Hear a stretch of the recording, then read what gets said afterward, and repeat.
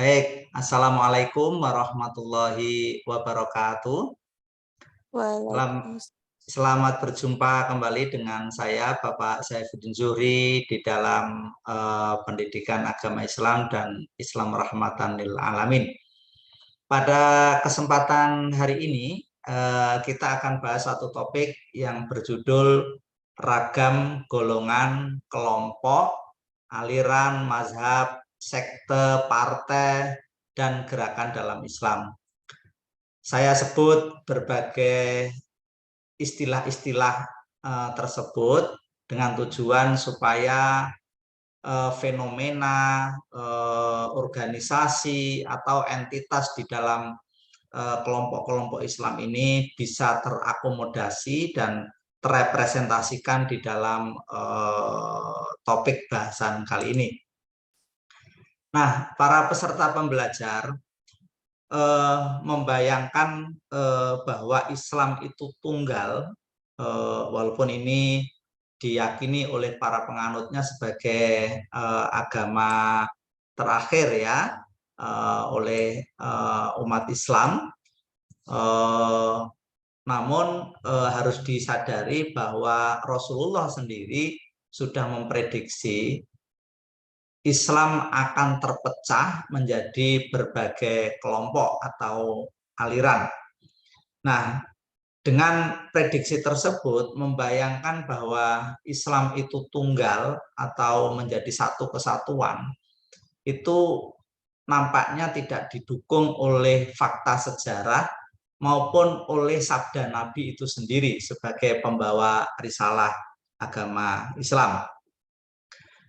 Kalau kita lihat sebuah hadis di sini, dan ini sudah dikemukakan oleh baginda Rasulullah 14 abad silam, ya sudah lama sekali. Nabi Muhammad SAW pernah bersabda bahwa Yahudi telah sengketa ke dalam 71 aliran, Nasrani cerai menjadi 72 kelompok, dan umatku, maksudnya umat Islam, akan pecah menjadi 73 kelompok. Semuanya di neraka kecuali satu. Kemudian salah seorang sahabat bertanya, "Ya Rasulullah, golongan manakah yang selamat itu atau yang menang itu?" Rasulullah kemudian menjawab, yaitu golongan yang mengikuti aku dan sahabatku. Nah, para peserta pembelajar, dari sebuah hadis ini bisa kita pahami bahwa keragaman atau kelompok-kelompok yang begitu banyak di dalam agama Islam merupakan sesuatu yang sudah diprediksi oleh Rasulullah sendiri. Nah, itu 14 abad yang silam saja sudah diprediksi 73. Nah, bayangkan kita ini hidup jauh dari zaman Rasulullah, tentu saja kelompok-kelompok itu akan bermetamorfosis, berkembang biak dalam bentuk yang lebih banyak lagi. Dan itu bisa kita saksikan di dalam kehidupan kita saat ini, di mana di dalam umat Islam itu banyak sekali organisasi, aliran, mazhab, faham-faham yang beraneka ragam. Dan semuanya mengklaim sebagai kelompok yang paling benar. Nah, Rasulullah memang waktu itu ditanya sama seorang sahabat, manakah yang paling selamat atau manakah yang paling benar. Rasulullah memberi sebuah statement yang menurut saya ini juga terbuka untuk ditafsirkan. Rasulullah menjawab, yaitu golongan yang mengikuti aku dan sahabatku. Nah, tentu saja oleh kelompok-kelompok atau organisasi yang ada, itu semuanya mengklaim dirinya sudah paling sesuai dengan jalur dan ajaran Rasulullah dan para sahabatnya. Masing-masing kelompok tentu akan mengklaim dengan kebenaran kelompoknya sendiri-sendiri. Nah, mengapa fenomena ini terjadi, teman-teman, dan bagaimana perkembangan era kontemporer sekarang ini, dan apa implikasinya terhadap keberagamaan umat Islam itu sendiri. Nah, inilah yang akan kita bahas pada pertemuan kali ini. Oke. Para peserta pembelajar, kalau kita kita telusuri bahwa sejarah munculnya sekte atau aliran di dalam Islam itu sebetulnya sudah dimulai pasca terbunuhnya Utsman bin Affan. Ini adalah khalifah ketiga ya, setelah meninggalnya Rasulullah. Jadi Khulafaur Rasyidin itu ada Abu Bakar As-Siddiq, ada Umar bin Khattab, kemudian Utsman bin Affan, dan Ali bin Abi Thalib. Nah, pada Khalifah Utsman bin Affan ini diceritakan dalam sejarah itu stabilitas pemerintahan itu terguncang hebat setelah terbunuhnya Utsman. Kemudian Ali ibnu Abi Thalib dengan sangat terpaksa menerima baiat pengangkatan kaum muslimin sebagai khalifah. Akan tetapi Muawiyah ibnu Abi Sufyan dan pendukungnya menolak konstitusi itu sebelum pembunuh Utsman dan alirannya dihabisi. Dan ketegangan pun tak dapat dihindari. Nah, perseteruan itu akhirnya melahirkan ada 3 kelompok besar. Ada yang namanya Islam Syiah, Islam Sunni, Islam Khawarij. Jadi pada mulanya kalau kita lihat, lahirnya aliran-aliran termasuk dalam konteks sejarah pada masa awal kekhalifahan ini, Khulafaur Rasyidin ini, ketiga aliran itu lebih dipicu oleh konflik politik daripada perbedaan ideologi, sebab sebelumnya ideologi mereka sebetulnya sama. Nah, waktu terus berputar, ketiga aliran itu lalu menelurkan sekte-sekte pecahan yang sulit dideteksi keberadaannya karena kebanyakan sekte-sekte tersebut hanyalah aliran yang punya nama tapi tidak punya penganut, dan identitas ideologis yang jelas. Jadi para peserta pembelajar, kalau kita bisa petakan atau sederhanakan, sebetulnya aliran-aliran atau madhab-madhab atau kelompok atau bahkan organisasi di dalam Islam itu sebetulnya dimulai dari peristiwa politik ya. Apa itu? Yaitu soal suksesi, yaitu pergantian kepemimpinan siapa yang menjadi khalifah pasca Rasulullah SAW.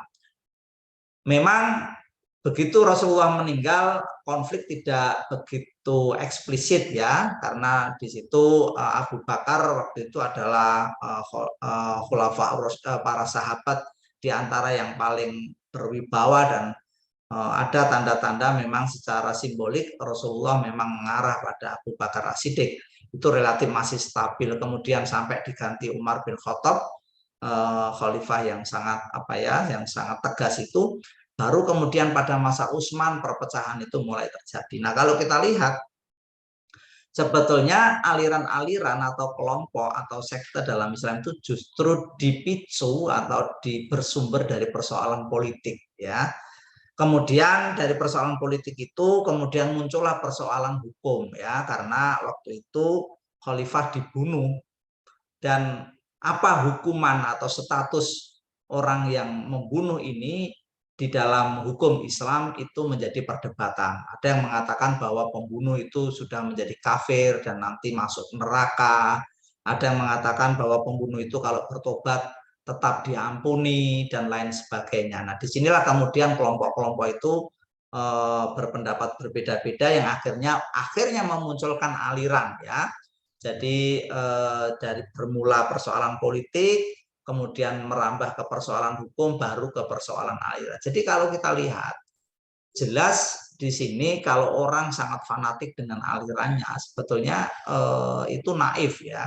Karena sebetulnya aliran juga tidak terlepas dari kepentingan-kepentingan politik dan perdebatan-perdebatan hukum ya. Jadi kalau orang fanatik dengan kelompok ya, meyakini bahwa itu kebenaran mutlak kelompoknya, itu sebetulnya juga naif ya, karena itu sebetulnya lekat dengan kepentingan-kepentingan politik.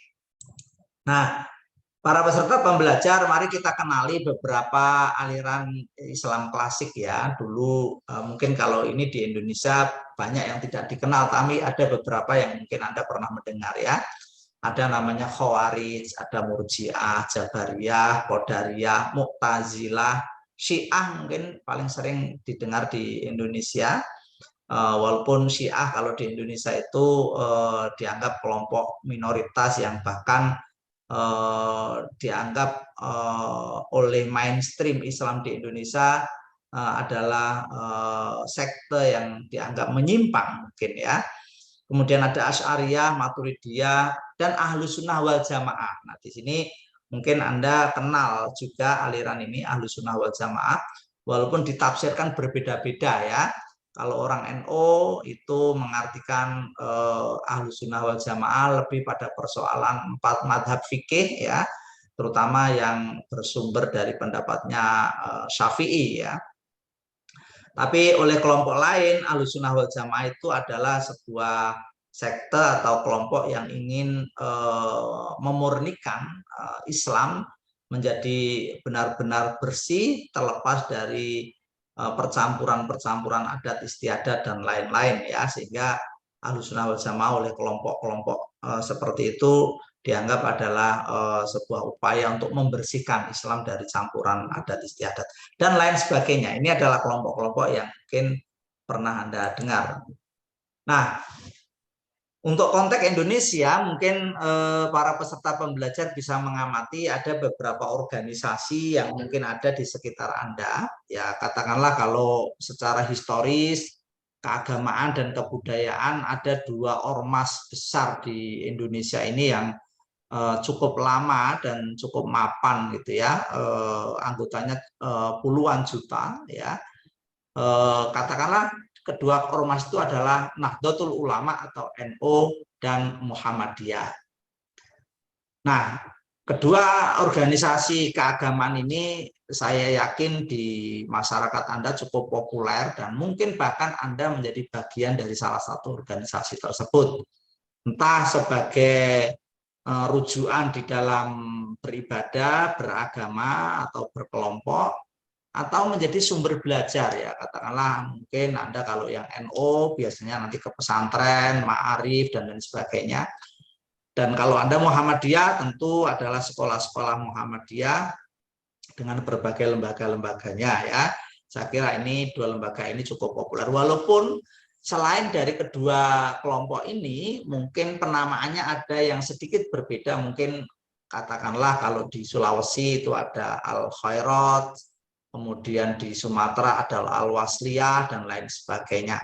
Tetapi secara garis besar dengan berbagai karakternya, 2 organisasi inilah yang paling besar di Indonesia. Nah, para peserta pembelajar, namun akhir-akhir ini muncul berbagai kelompok baru seiring dengan dinamika di dunia global, termasuk gerakan-gerakan Islam transnasional, ya, persoalan isu-isu terorisme, hegemoni negara maju dan keterpinggiran negara Islam, sehingga memunculkan berbagai kelompok-kelompok baru yang sekarang mulai juga masuk ke Indonesia. Katakanlah mungkin Anda pernah mendengar apa yang disebut dengan Ikhwanul Muslimin ya. Ini secara apa ya? Secara sejarah ini sebetulnya muncul dari Mesir ya, yang dilatar belakangi konflik dengan Israel Palestina. Di situ ada namanya gerakan Ikhwanul Muslimin, bahkan sekarang di Mesir ini menjadi partai yang cukup kuat, bahkan sempat memenangkan pemilu parlemen di sana. Nah, gerakan Ikhwanul Muslimin ini juga berpengaruh sampai ke Indonesia, bahkan pengikutnya juga ada di Indonesia yang berbasis di tempat-tempat tertentu ya. Kemudian ada Hizbut Tahrir, ini yang mungkin belum lama di kelompok ini dilarang oleh pemerintah, dan di beberapa negara juga dilarang karena kelompok ini berobsesi mendirikan sebuah khilafah dan penegakan syariat Islam di level dunia ya. Jadi ini tentu saja akan berbenturan dengan negara kita tentang NKRI, Pancasila, dan lain-lain. Kemudian Anda mungkin pernah dengar Laskar Jihad. Nah, ini biasanya dulu pernah katakanlah dalam konflik di Ambon dan Poso sempat menjadi salah satu ikon subjek yang terlibat dalam persoalan-persoalan konflik di Ambon maupun Poso.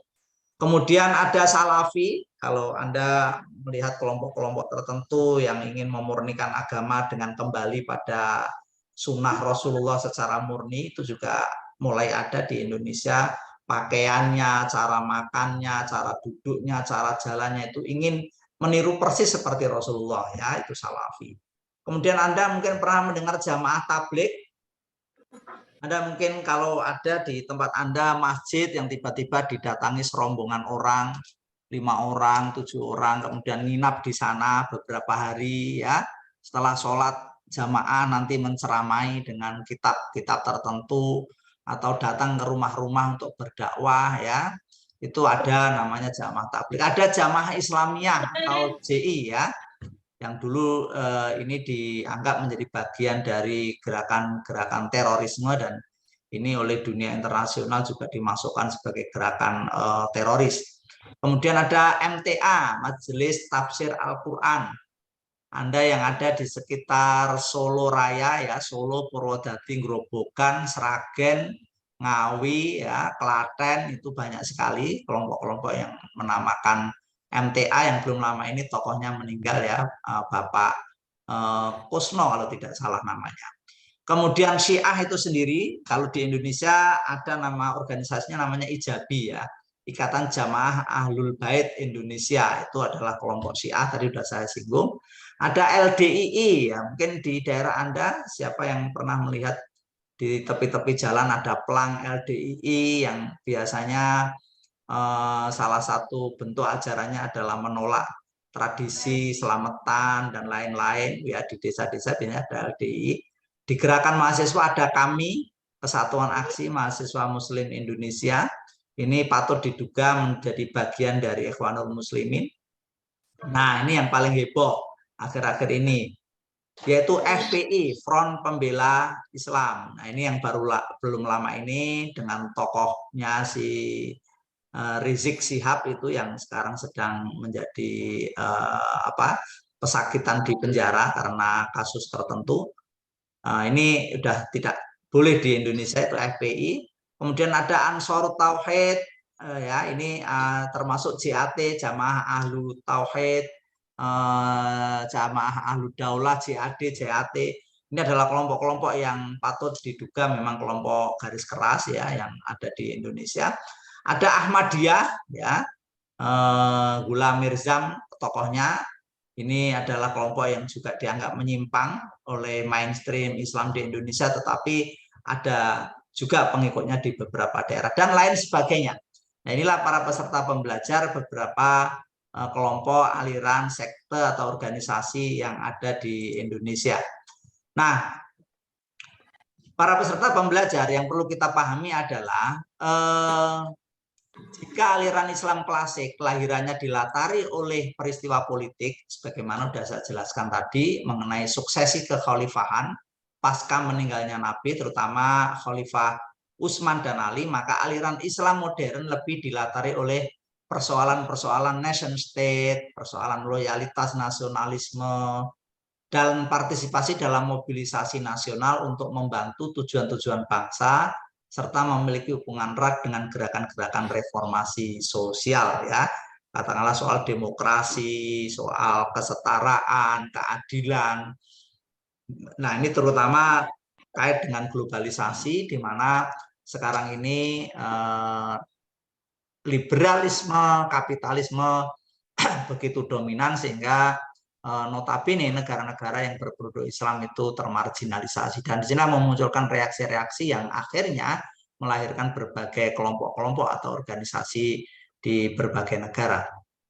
Nah, lain dari itu gerakan Islam kekinian, terutama Islam yang bersifat transnasional, juga dilatari oleh determinasi dan ekspansi globalisasi. Tadi sudah saya jelaskan, ya.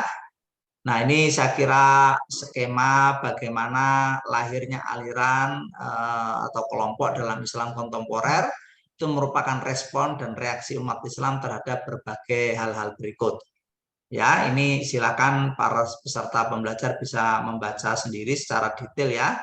Seperti kolonialisme di negara-negara notabene berbasis penduduk mayoritas Muslim, ya.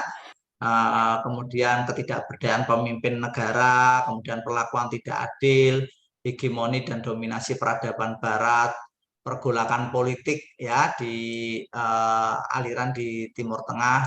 Nah, ini semuanya peta ini saya kira bisa memberi pemahaman bagaimana peta dari kelompok-kelompok atau aliran di dalam Islam. Nah, para peserta pembelajar ada karakteristik atau ciri-ciri dari aliran baru dalam Islam di Indonesia ya. Ciri-cirinya biasanya adalah nostalgik ya. Nostalgik itu ingin menghidup-hidupkan masa lalu ke dalam masa kini. Jadi tradisi pada zaman Khulafaur Rasyidin, zaman khilafah itu ingin dihidupkan di masa modern sekarang ini dengan mengambil prototipe zaman itu sebagai tipe paling ideal. Ya, katakanlah mungkin para peserta pembelajar mungkin pernah mendengar di Indonesia ada beberapa kelompok yang ingin mendirikan khilafah Islam. Itu biasanya nanti rujukannya adalah prototipe khilafah pada zaman Khulafaur Rasyidin. Nah, padahal kita tahu bahwa situasi saat ini tentu konteksnya sudah berbeda, sistemnya berbeda ya. Jadi ini yang menyebabkan problem ketika beberapa kelompok di dalam Islam itu berobsesi mendirikan khilafah atau penegakan syariat Islam. Itu tentu tidak mudah karena konteksnya memang berbeda, berubah, dan jangan-jangan ini perlu ditafsirkan ulang ya. Kemudian asketik terhadap industri budaya modern. Tadi sudah saya sebut bahwa komunitas Muslim di berbagai negara di dunia itu kan mengalami marginalisasi. Ya, jujur saja di dalam persaingan peradaban modern, komunitas Islam itu memang kalah dan terpinggir. Dan kita bisa saksikan supremasi dari peradaban Barat ya, yang modern itu. Nah, karena kekalahan inilah yang menyebabkan orang Islam kemudian lari ke dunia asketik ya. Dunia asketik itu karena kalah di dunia nyata kemudian lari ke dunia gaib ya. Dunia gaib itu adalah alam akhirat. Sehingga muncul adagium bahwa di dunia ini kan cuma sementara. Sementara yang hakiki adalah di akhirat. Maka kalau berbisnis kemudian rugi ya nanti akan mencari justifikasi bahwa itu karena belum rezekinya. Kalau berpolitik kemudian kalah ya nanti akan menuduh-nuduh kelompok yang menang itu zolim ya, kafir bahkan, tapi tidak introspeksi bahwa mungkin ada strategi yang salah atau bahkan ada secara konseptual memang perspektifnya tidak tepat untuk konteks zaman modern. Nah, ini biasanya orang Islam itu akan asketik. Asketik itu lari dari kenyataan karena kalah di real, di dunia real, kemudian selalu kemudian lari ke alam yang dibalik yang nyata ini, ya, entah akhirat, entah akhir zaman, ya, entah surga, entah neraka, pokoknya sesuatu yang dibalik di dunia ini ya. Itu kedua. Ketiga adalah aliran-aliran baru dalam Islam itu dituntut untuk rasional dan sekuler ya. Kita tahu bahwa konteks katakanlah entitas tertinggi dalam kehidupan sosial itu kan negara. Konsep negara zaman sekarang, zaman modern itu tentu berbeda dengan konsep kekuasaan zaman Khulafaur Rasyidin, zaman sahabat Rasul. Katakanlah kalau zaman sekarang konsep negara itu kan terkait dengan teritori, hukum positif, hukum pasar, hubungan internasional, bahkan dalam ekonomi nanti ada namanya moneter ya. Nah, sementara di dalam konsep Islam, konsep kekuasaan yang dirujuk pada masa Khulafaur Rasyidin itu kan konsep negara tidak seperti sekarang ini ya. Sehingga mau tidak mau kelompok-kelompok ini harus beradaptasi. Kemudian kalau memang gagal beradaptasi ya harus menerima kenyataan yaitu sekuler. Sekuler itu artinya bahwa harus kelompok beragama harus mundur dari dunia politik praktis dan itu diserahkan pada ahlinya, sementara agama mengambil posisi sebagai gerakan-gerakan moral dan spiritual. Mungkin seperti itu ya. Itulah karakteristik dari gerakan-gerakan aliran baru di Indonesia. Nah, para peserta pembelajar ini sekedar mengenalkan saja bagaimana gerakan Islam transnasional dan pengaruhnya di Indonesia. Ini ada nation state ya. Kalau di Indonesia ini tentu saja kita sudah sepakat bahwa Negara Kesatuan Republik Indonesia adalah harga mati, di mana Pancasila menjadi ideologi dasarnya, Undang-Undang Dasar 45 sebagai konstitusi, maka padahal orang Islam di Indonesia itu adalah Islam yang mayoritas, bahkan terbesar di dunia ya. Nah, Islam di Indonesia itu relatif moderat, ya, mengambil jalan tengah. Nah, moderat itu kan sesuatu yang di tengah, seimbang. Nah, itu antara apa? Yaitu antara dua sudut yang apa ya, yang saling bertolak belakang. Katakanlah di sebelah kiri ada Kristen radikal, neoliberalisme, kapitalisme, ada demokrasi, sosial demokrasi, ada kiri baru, ada sosialisme, ada kiri revolusioner ya. Sementara di sebelah kanan itu ada gerakan yang sebaliknya, yaitu ada terorisme, gerakan politik Islam radikal, Islam transnasional. Nah, umat Islam di Indonesia itu biasanya mengambil jalan tengah, yaitu nation state atau konsep negara bangsa yang berbasis pada Islam tapi yang moderat ya, yang jalan tengah. Nah, ini wajah-wajah Islam transnasional, para peserta pembelajar nanti bisa membaca sendiri. Kemudian ini beberapa semacam gambaran ringkas atau profil dari beberapa kelompok atau organisasi yang tadi sudah saya sebut ya. Ada Ikhwanul Muslimin ya. Ini bagaimana jaringan Ikhwanul Muslimin di tingkat internasional, luar biasa jaringan mereka ya. Ini Anda bisa melihat yang tadi sumbernya dari Mesir tiba-tiba bisa menyebar ke berbagai dunia termasuk Indonesia ya. Kemudian ini ada Ikhwanul Muslimin Tarbiyah ya, mungkin Anda pernah mendengar istilah itu. Ini berbagai data mungkin Anda bisa baca secara mandiri. Nah, ini prototipe atau gambaran Ikhwanul Muslimin ya. Kemudian ini pembentukan Ikhwanul Muslimin, bagaimana strategi mereka beroperasi. Kemudian tadi sudah saya sebut bahwa di Indonesia ada gerakan di sayap mahasiswa, itu ada kami. Nah, itu. Kemudian ada kegiatan DDII ya. Munculnya Abu Ridho, ini gerakan-gerakan Islam yang agak garis keras ya. Ada kelompok jihadi, ada Salafi ya. Salafi ini di Indonesia, jadi Anda bisa melihat semuanya ini. Ya, ada Hizbut Tahrir. Nanti Anda silakan peta-peta ini Anda cermati secara lebih detail secara mandiri karena keterbatasan waktu ya. Hizbut Tahrir di Indonesia, dan ini petanya di seluruh dunia luar biasa. Hampir di seluruh benua ada bagaimana penyebaran Hizbut Tahrir, dan di beberapa negara ini sudah dilarang. Termasuk di Indonesia belum lama melarangnya ya. Nah, ini beberapa gambaran. Nah, kemudian Salafi ya, Salafi dakwah, ada Salafi sururi, berbagai macam. Saya kira mungkin Anda kurang begitu familiar ini. Nah, ini Salafi, kemudian ini ada Salafi itu ada yang juga terkait dengan secara fikih itu berhimpit dengan pesantren-pesantren NU, tapi bukan dalam pengertian Salafi gerakan pemurnian, karena kalau pesantren NU itu justru welcome terhadap tradisi lokal biasanya ya. Ini silakan berbagai perkembangan. Kemudian ada Syiah, nanti dibaca sendiri ya bagaimana gerakan-gerakan Syiah itu beroperasi. Nah, ini petanya di dunia ya. Syiah di luar biasa ya.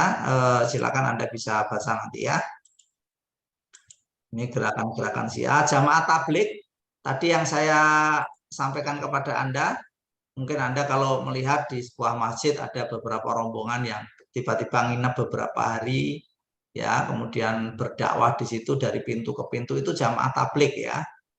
Nah itulah para peserta pembelajar, gambaran dari bagaimana peta gerakan-gerakan atau organisasi yang ada di Indonesia dan dunia ya. Nah, demikian para peserta pembelajar apa yang saya sampaikan. Mudah-mudahan ini memberi pemahaman dan wawasan tentang bagaimana peta gerakan, kemudian organisasi, aliran yang ada di Indonesia maupun dunia. Nah, harapannya adalah kita sebagai umat beragama mencermati ini, kemudian mengkritisi. Apakah Anda bersimpati, setuju, atau bahkan menjadi bagian dari kelompok itu hak individu, silahkan saja. Hanya saja sebagai umat beragama, apalagi Muslim Indonesia, tentu harus berpikir kritis dan kontekstual. Kita ini berada di tanah air Indonesia, agama itu memang keyakinan kita. Dan wajib Anda meyakini dan berupaya mengamalkan nilai-nilai agama. Tetapi Islam juga mengajarkan bahwa orang beragama itu juga harus berakal, harus bijaksana. Ada istilah ud'u ila sabili rabbika bil hikmah, panggillah ke jalan Tuhanmu dengan bijaksana, dengan hikmah. Itu artinya apa? Bahwa Islam memberi ruang terbuka untuk berinovasi, bertransformasi, sehingga kita beragama ini menjadi lebih smart, lebih wise, ya, lebih arif, bijaksana, karena itulah yang diajarkan moral di dalam Islam. Nah, demikian yang bisa saya sampaikan. Mari kita diskusikan di dalam proses pembelajaran ini. Silakan Anda berpendapat, beropini, atau bahkan bertanya, kami persilakan. Demikian yang bisa saya sampaikan, kurang lebihnya mohon maaf, semoga bermanfaat. Wallahu a'lam bishawab, wabillahi taufik wal hidayah. Wassalamualaikum warahmatullahi wabarakatuh.